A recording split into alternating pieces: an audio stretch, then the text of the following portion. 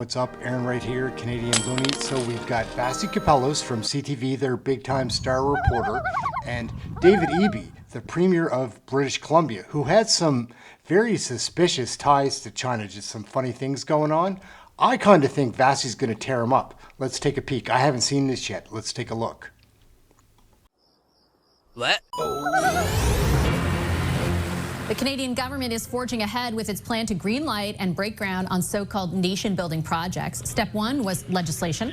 The government secured passage of Bill C-5 in the House of Commons Friday. Next up, the Senate, where it's expected to pass. But legislation is only the first step. The government is also going to have to build consensus. Prime Minister Mark Carney has already insisted he will not impose a project on a province, for example, that doesn't want it. And that puts Alberta potentially on a collision course with British Columbia, where the Premier has already said he doesn't support a new oil pipeline through his jurisdiction. David Eby is the Premier of BC. He's with us now. Premier, it's great to see you as always. Welcome back to our program. You bet. Thanks for having me, Vassy. Before I get into all of that and a couple of other things, I know that you're fresh out of a meeting with other premiers and the Prime Minister. And just before that meeting, a day before, the federal government had made announcements where counter tariffs are concerned and countermeasures are concerned, basically where the U.S. applies. They're waiting until the potential for a deal a month from now. But there are going to be measures against other tariffs, other countries, where we don't have a free trade agreement. What's your reaction to that? Well, certainly we're glad to see the Prime Minister taking a strong stand against U.S. tariffs on our steel and aluminum industries. A lot of people work in these industries across the country, and we want to see that strong support. And we're very hopeful that we'll see a deal in the 30 days.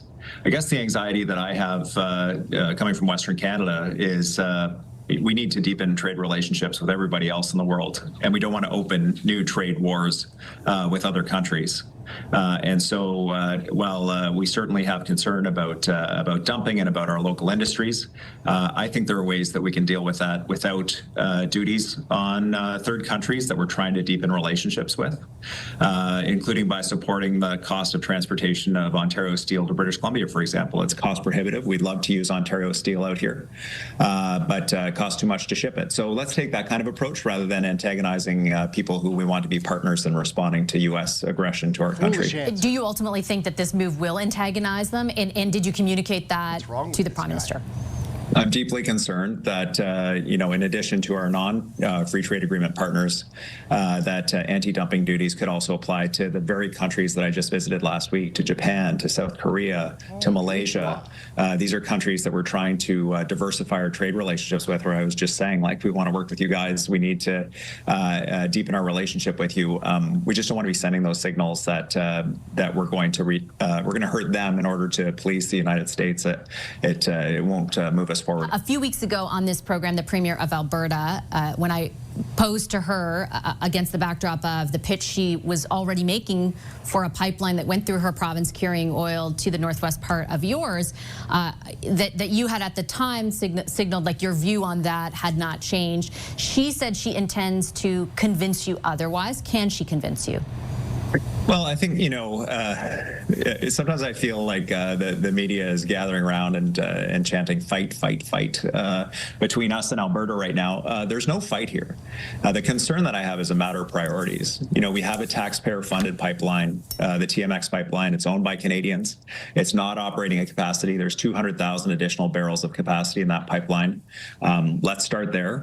I don't support tens of billions of dollars in federal subsidy for a brand new pipeline across the north, getting rid of the tanker ban off the north coast, when we have major projects in BC and in Alberta with private companies that are advancing them, that are ready to work, ready to dig, ready to employ people, ready to diversify our trade relationships. Why would we prioritize a massive public spend like that when a more limited public spend could deliver additional capacity through the pipeline we already own? And so many projects that are ready to go with actual proponents and able to deliver in a short period of time. I certainly understand the pushback against the framing, and I'll explain to you why I position it to yourself and to Premier Smith that way. I lived in Alberta. I covered Northern Gateway. I covered then Premier Christy Clark's opposition. I remember later covering Premier Horgan and the degree to which he said, I'll use every tool in my toolbox, and the way he was at odds with someone from his own party who led the province of Alberta at the time, Premier Notley. So my question is informed by historical context. And it's why I pose it to you. I understand what you're saying about public spend. The Premier of Alberta seems to contend that if you were to say, well, I'm open to that, and she were to say, I'd like to do whatever I can to convince British Columbians that this would work for them too, that a private proponent would come forward and there would be the environment in which that could actually be possible. So I'm asking you very bluntly if that is something you could acquiesce on. Well, I've said very clearly to Premier Smith that if she's able to arrange that, then we're happy to sit down with Alberta and have that conversation with them about what that would look like. But let's be honest with ourselves. We have a $36 billion pipeline that's publicly owned that the federal government cannot sell. It's not even operating at capacity. There is not a world in which that pipeline across the north happens without significant federal subsidy. If the Premier of Alberta is able to pull that off, I say more power to her. Let's sit down and have that conversation. But in the meantime, we've got a huge amount of work to do with Alberta. When I was in Japan, Malaysia, Korea, the conversations about ammonia, about hydrogen, LNG, all of them anxious about energy security.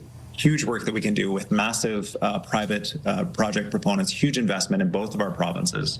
I think this is where our attention should be. And I'm going to do my best not to have our provinces divided when we need to be coming together. Why do you assume that federal subsidies would be needed? They were needed for the last one. Yeah, they were needed for the last one, but they haven't been needed for everyone. And to be fair, that pipeline is adding 0.5% to our country's collective GDP. Like, that is not nothing. No, and we have major projects in British Columbia and projects that overlap with Alberta that will have similar impact on Canada's GDP. But the reality is that there's a reason why there's no proponent. There's a reason why there's not a big private company that's advocating for this, is because the economics aren't there. And so it will require federal subsidy. If the Premier of Alberta is able to deliver it, then let's have that conversation. But I don't see that. I don't even see someone who's stepping forward with federal subsidy currently. So let's talk about the projects that are actually here, that are going to be delivered in the here and now, that will have that impact of increasing GDP.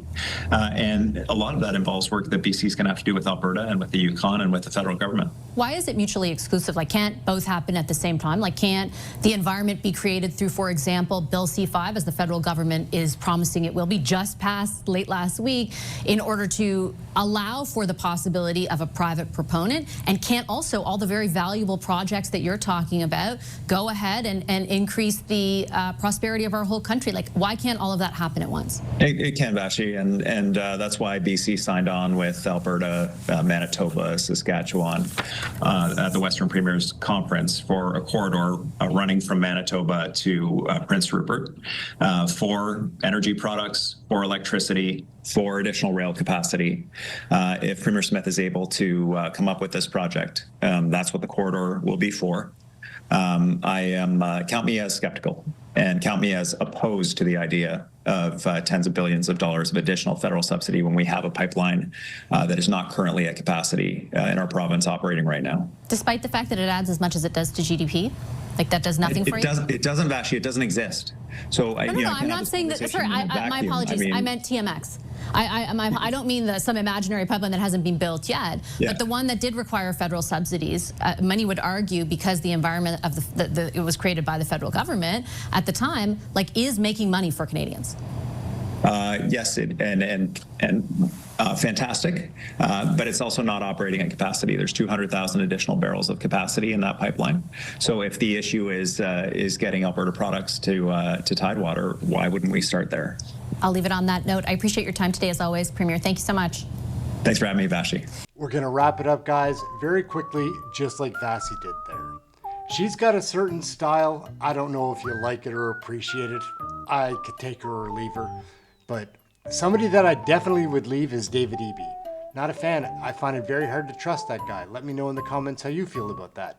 Anyhow, my name is Aaron, Canadian Looney. Like, share, subscribe. Thanks for watching the video. We'll catch you next time. Ciao for now. Have a good night. What? Yeah, so here's something about Vassy Kapelos. She's Sassy Vassy, is 44 years old. She's worth over $3 million and makes $300,000 a year.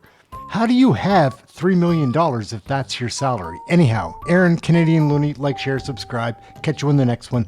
Later, gang.